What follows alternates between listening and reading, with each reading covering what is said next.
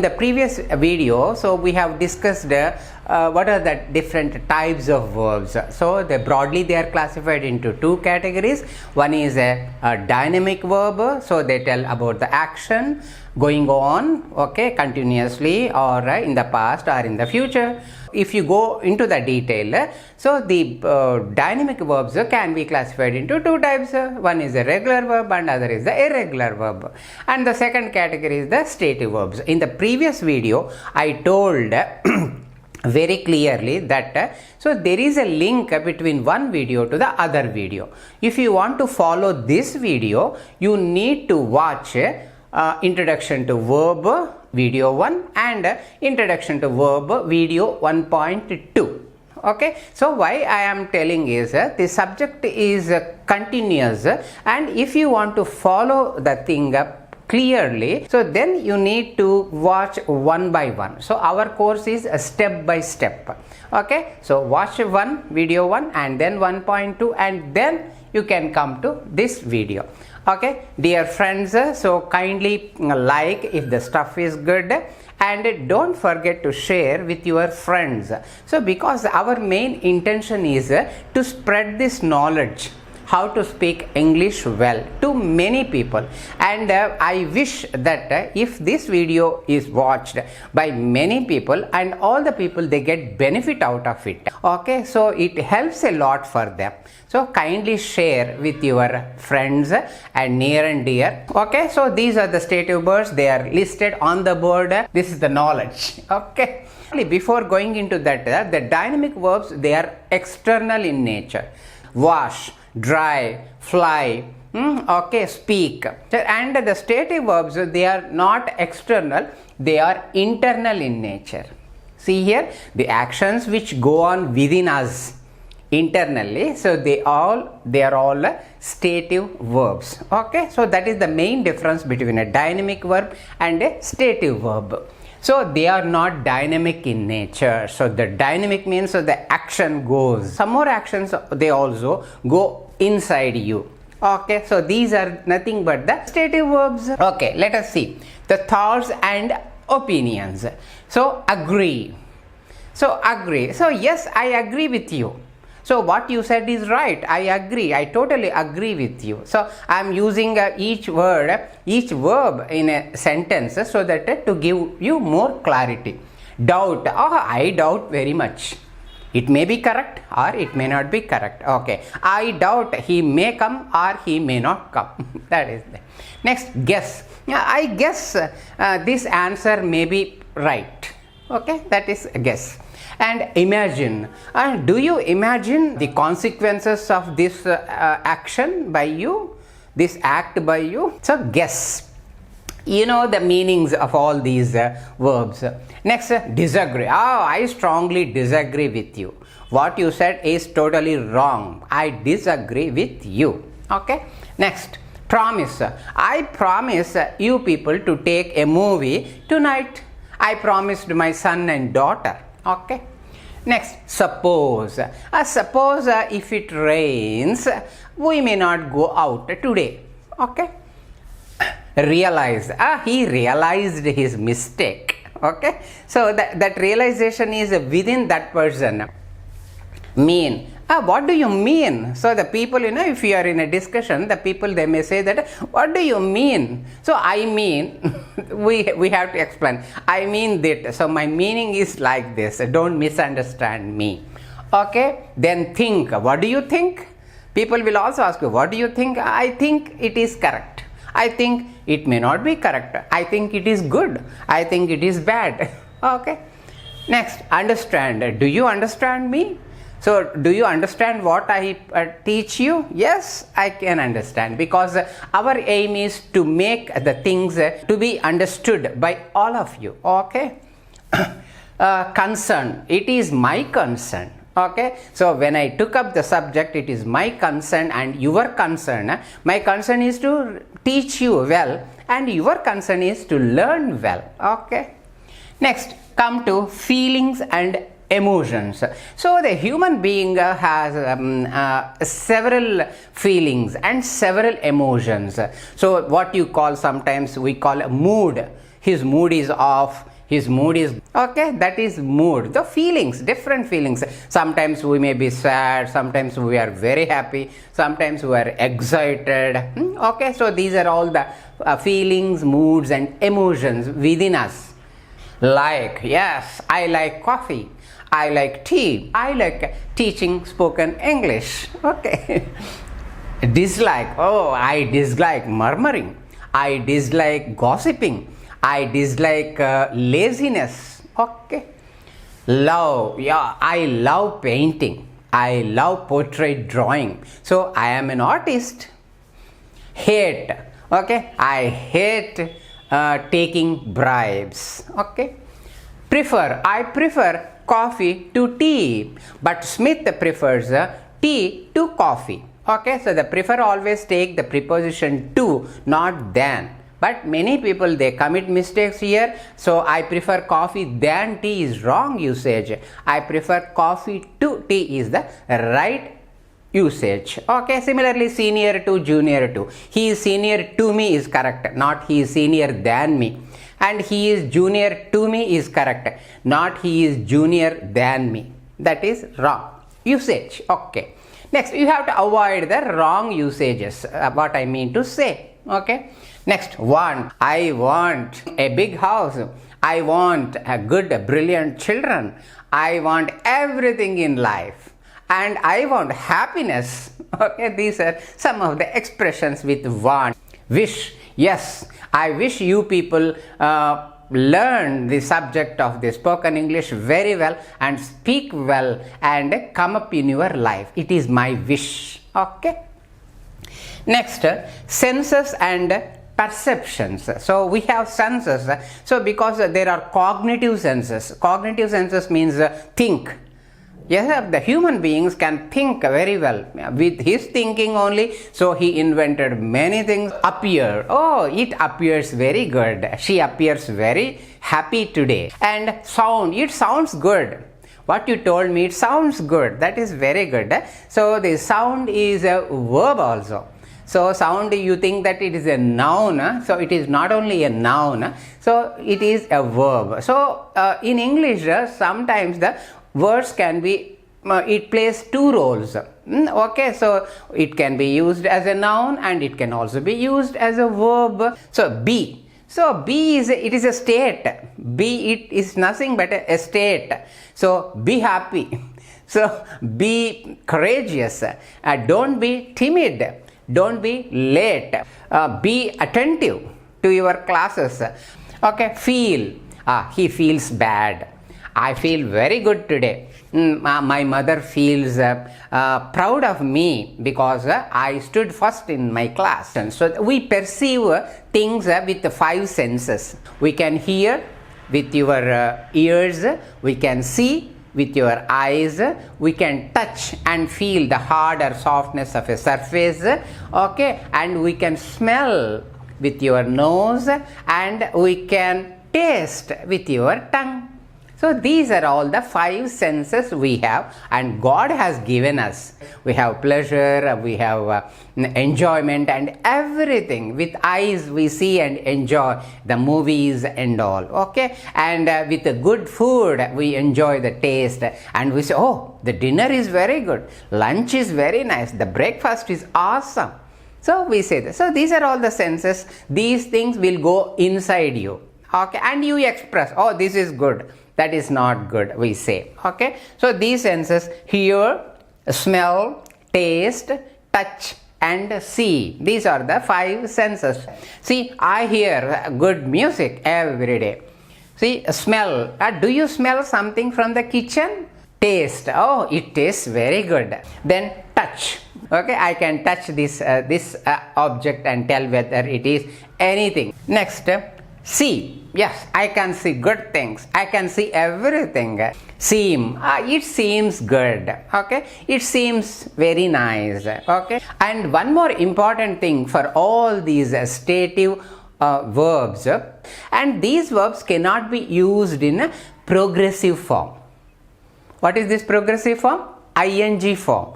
Example, I am feeling good. Wrong usage. I feel good is correct. I am hearing the music. Wrong. I hear the music. That is correct. The food is tasting good. Wrong. The food tastes good. Okay. So all these, not only these, imagining, disagreeing, guessing, doubting, these are all wrong usages. So dear students, dear viewers, so kindly avoid using these stative verbs in progressive form. Do you follow me? Okay. Next, come to possession and measurement. You know the possession. Possession is owing something. If you are the owner, then it is nothing but the possession. Yes, he has a house. I have a mobile phone. That is possession. The owner of the mobile phone is me. Next, own. Yeah, I own a house. I own a building. I own a mall, I can say. Next, owe. I owe you 10,000 rupees. Because I borrowed a hand loan from my friend, I was telling my friend, I owe you 10,000. Okay, I will give you tomorrow. I told him. Have. Yes. And have and has, they are really wonderful in English language because they are auxiliaries and their primary function is helping. They are helping verbs. Okay, so they help past participle, that is V3 form, that has and have. They also give you the possession. I have 2 children. I have a building. I have good memory. I have good knowledge of spoken English. These are the things. So that means I am the owner. I have. This is the possession, nothing but the possession. So if this is third person singular, we have to use has. He has knowledge. He has property. He has everything in his life. Okay. He has no memory. He has no knowledge. These are the things. He has and have, they represent the possession of something by you and by others. Depend. It depends. It depends on that. So whether you have to take a decision or not to take a decision depends on the finance we get from the bank. Okay. Then weigh. Weigh means weight is a noun and weigh is a verb also. So okay, did you weigh it? Dear friends, so these are all the stative verbs I have explained with sentences. So far we have discussed the importance of verbs, and then we are going to touch the heart of English. That is nothing but a verb, so which is the most important thing in constructing sentences. And I told you already, without verb we are speechless. So there are hardly any sentences without a verb in them. Okay, that we know very well. So let us go to these fundamentals of verb so that you can clear off all your doubts. Okay, so let us see the forms of verbs. So we have to study what are the different forms of verbs. Okay, there are different forms in verb. Okay, so we must and this is a formula. So I told you broadly the verbs are classified into 2 types. So one is stative verbs, so which are internal in nature, and the second category is dynamic verbs. Okay, so in dynamic verbs we have 2 categories. What are they? One is regular verbs and the second category is irregular verbs. You can ask me, sir, what is the difference between this regular verb and irregular verb? Yes, let us go to the details of this. Okay, or you have to watch this video so carefully because the so fundamental and the principle we are touching regarding the verbs. If you want to speak well, you want to write well, so you must know these things very clearly and there should not be any doubt for you. Okay, so now the first form of any verb, so maybe regular or irregular, that is the root form. Okay, the second form, and one more thing is the grammarians, so for their convenience, so depending upon usage of the subject, if it is a singular, okay, third person singular, especially he, she and it, so they use it, this form, root form coupled with or conjugated with s and es. Okay, that is the second. Next, the past form. So if you want to tell anything or describe any action which was done in the past, so then you have to use this past form. Okay, and then past participle form. The third one is the past participle, this present form. So the root form is always present form, and yes and yes is also present form, and the next one is a past form, and the third one is a past participle form, and this is also highly useful, and we shall study in due course of time in coming videos. Okay, don't bother about V3 now. Next, V4, that is a present participle. V3 is a past participle, and V4 is the present participle, or you can also simply call it as a progressive form. Okay, so by taking the root form of the verb, if you just add ing, so then that will do.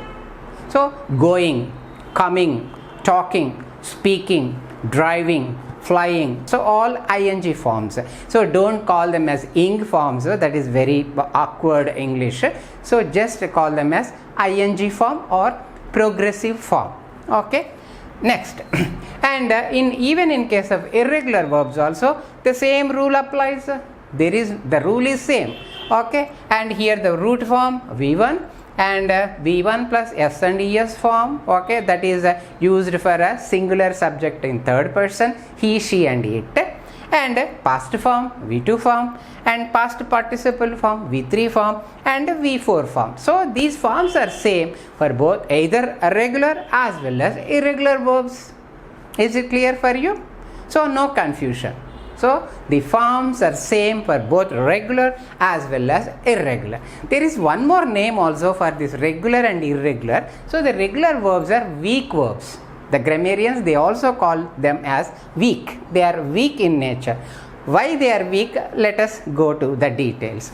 And the irregular verbs, they term it as strong verbs. Though these are the weak verbs and these are the strong verbs. Okay, got my point? So now let us go to the further details. So let us take one example so that I can explain you what is the main difference between a regular verb and irregular verb. So let us see here. I took one example, one verb. These are all verbs only. Play. Play is the root form. Okay. Go. So and here I have taken go. Go is the root form. Then let us study this one. So play is a root form. The first base form of the verb, and we add s and es, plays, plays, plays. Next, played. So the past form, that is V2 form, is played, and V3, that is past participle form, is also played, and there is no difference between past form and past participle form in case of regular verbs. You must be very careful, and you need not bother about V2 and V3. If you know V3 and you know already V2, you know already V3 also. Okay, that is clear. And progressive form, it is very simple by taking play and ing. Playing, that is a progressive or a present participle form. Okay, and so why these called regular verbs?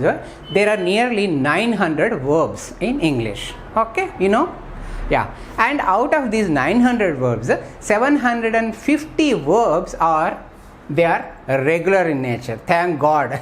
Okay, our burden is reduced. So okay, but we need not worry much about converting the root form into the past form or past participle form. It is very easy. How it is easy? You see here, see the spelling. Play is the root form, and I have added ed. Okay, so if you take the root form and just add ed, it becomes V2 form or a past form, and past participle also same, just similar to past form ed. So just by adding ed, we can convert present form or root form of the verb into past form. These are all regular verbs. Okay, and how many number are there? 750 in number. And come to this irregular verbs. So out of 900 verbs in English language, we have nearly around 150 irregular verbs. And you have to download the list from online, or I can also provide the total list of all irregular verbs. It is available, and these verbs need to be known by the viewers, by the learners. So there is no shortcut for this. You have to download all the irregular verbs, 150 irregular verbs, and you have to study all the three forms, that is the present form, the past form, as well as the past participle form. And here the past form and past participle are same, and past form can be obtained just by adding ed, but here that is not the case. Let us go to the example.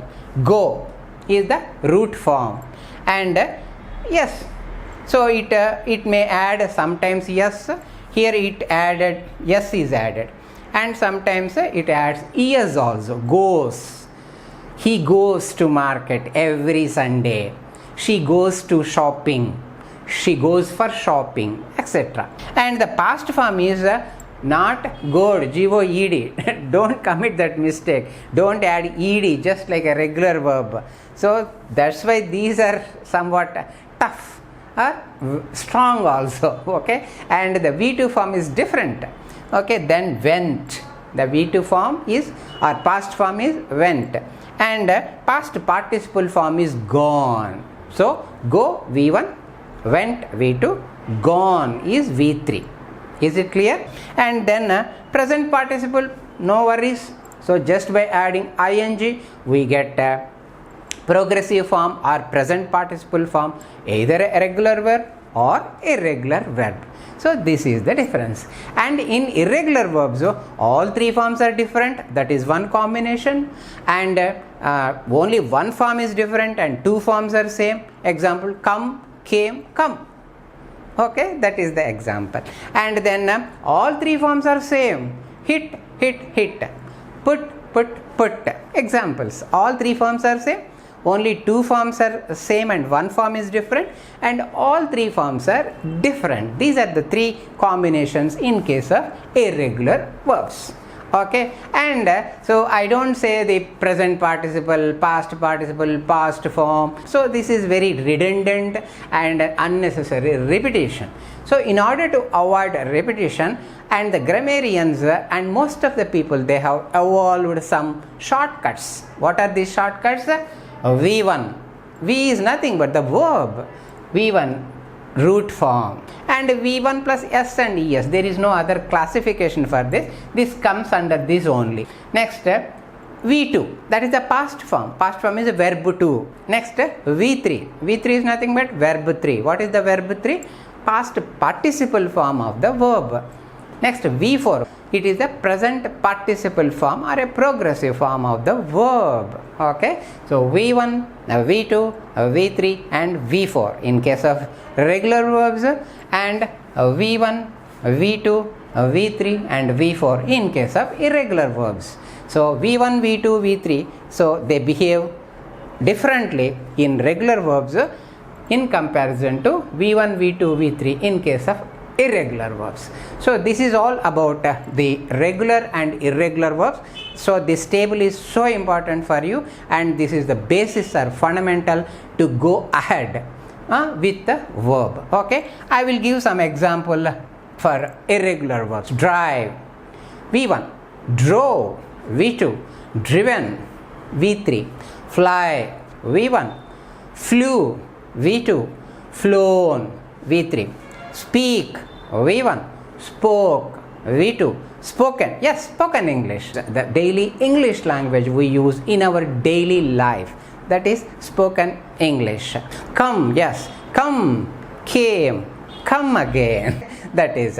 And hit, that is also, that comes under irregular, because all three forms are same and there is no ed. The basic principle between these two is just by adding ed, the V1 becomes V2 here in regular verbs, but that is not possible in case of irregular verbs.